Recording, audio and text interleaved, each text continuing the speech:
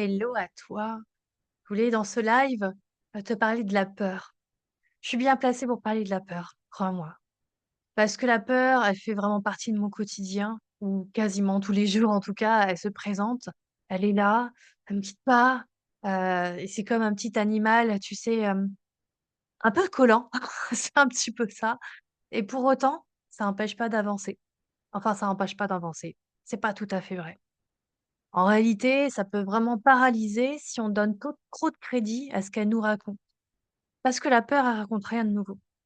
Elle a son intérêt, elle a sa raison d'être, mais est-ce qu'elle nous permet vraiment de nous transcender si on n'écoute que ce qu'elle nous dit? Non. Par contre, si on la traverse, si vraiment on ressent profondément dans le corps ce qu'elle a à nous dire, eh bien, en fait, effectivement, là, ça peut changer. Là, ça peut changer et on peut transformer toute cette énergie qui est restée de manière résiduelle, donc dans le corps, pour la transformer vers un élan d'action. Mais si on reste juste sur ce qu'elle nous dit, il se passera rien d'autre. Peut-être que la forme change, hein, qu'elle balance d'autres façons de, on va dire, de travestir son message. Mais fondamentalement, il n'y a rien de nouveau.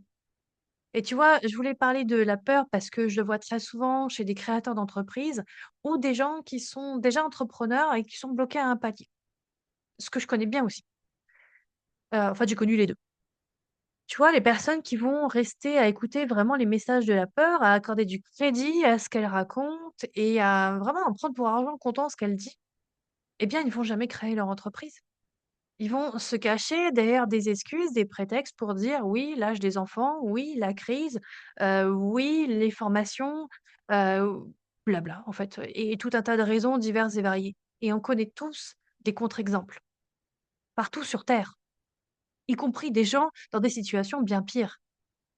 Alors souvent on se dit: «Ah oui, mais moi c'est différent». Alors le «oui, mais moi c'est différent». Ah celui-là, c'est difficile de lui opposer un argument, hein.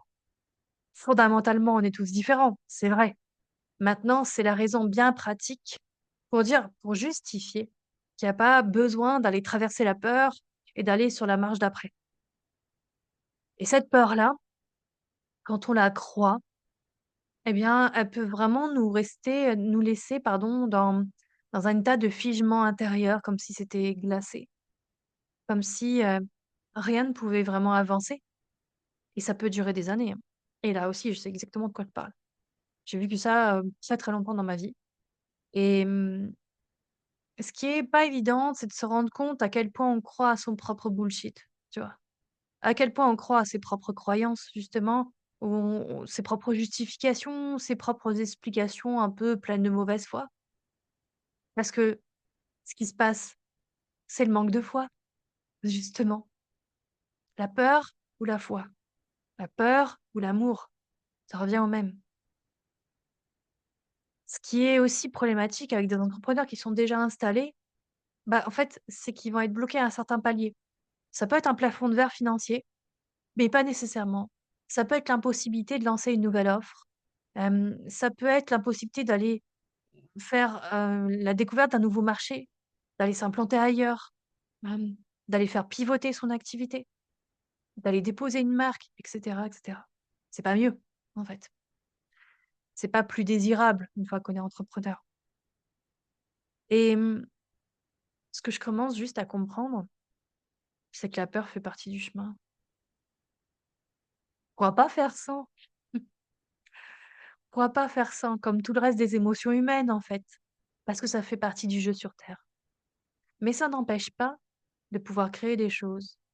Ça n'empêche pas de sentir l'élan qu'il y a dans le cœur et de lui donner l'occasion d'exister, l'occasion de vivre, de goûter au monde et ce qui est important aussi, c'est de se dire que on peut avancer en prenant la peur par la main et en allant avec elle, aller joyeusement vers cet élan qui nous amène à vraiment vibrer intérieurement.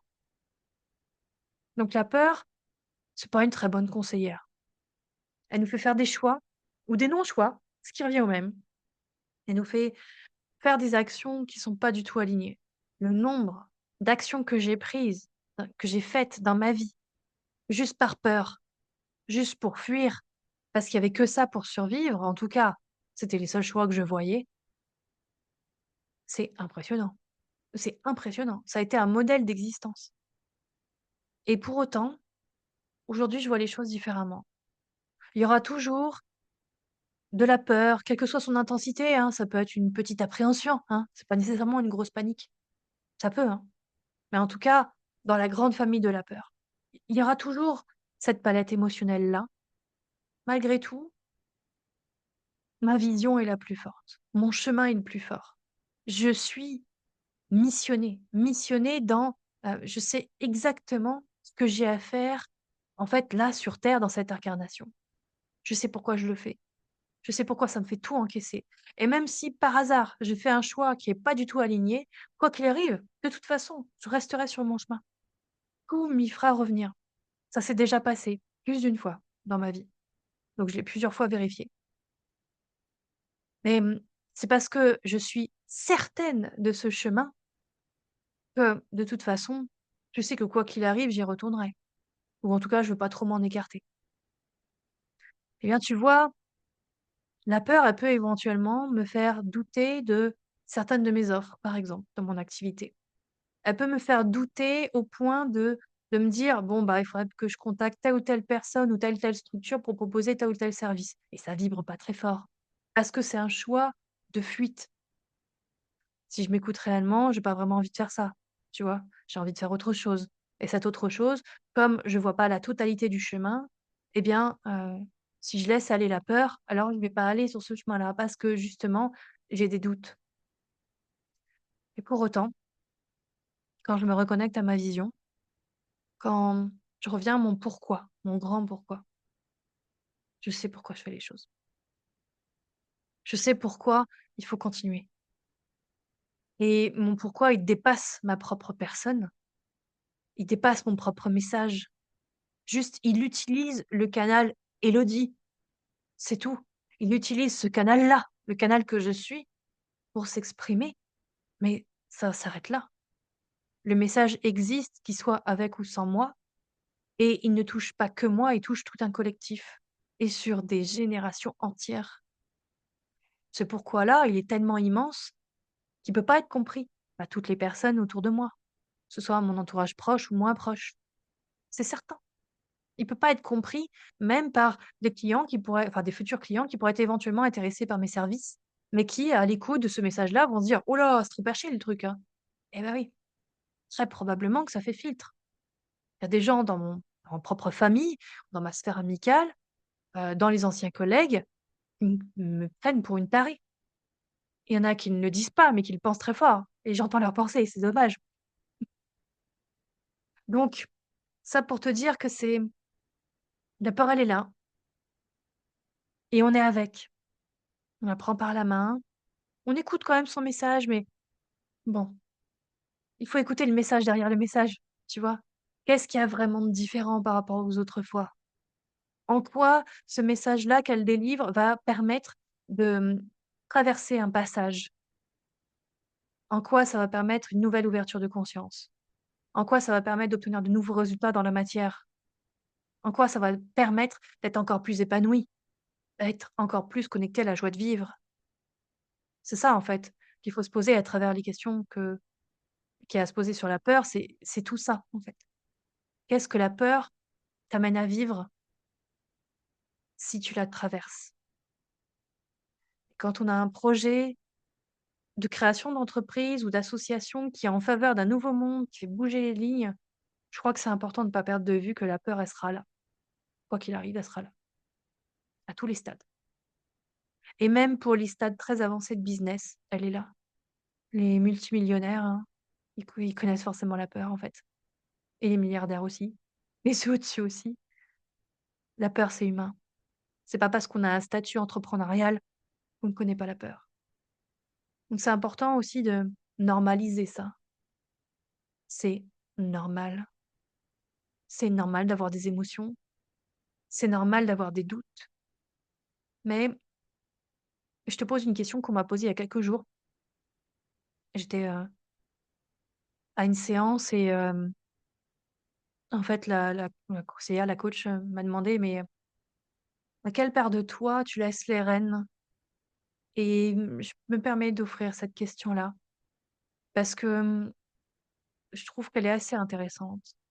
Est-ce que c'est la part qui a des blessures, qui se raconte les mêmes histoires depuis X années sur terre et puis, toutes les autres vies qu'il y a eu avant et puis toutes les histoires que racontait, la famille avant, les lignées d'avant? Est-ce qu'on va laisser de la place à cette part-là? Ou est-ce qu'on décide de faire confiance à d'autres parts de soi, y compris les plus sages, y compris celles qui sont dans une éternité? Il y a pas de temporalité, pas d'urgence de vivre, il y a pas d'urgence de faire. C'est vraiment de se dire à quelle part on laisse les rênes et pour un instant. L'instant d'après, on peut peut-être changer de part, à qui on donne le pouvoir. Donc, je remercie vraiment cette personne qui m'a lancé cette question et c'est pour ça que je te l'offre à toi aussi. Si elle peut faire, son petit tour du monde, c'est parfait. En tout cas, sois sûr que la peur sera là, mais c'est pas une mauvaise chose.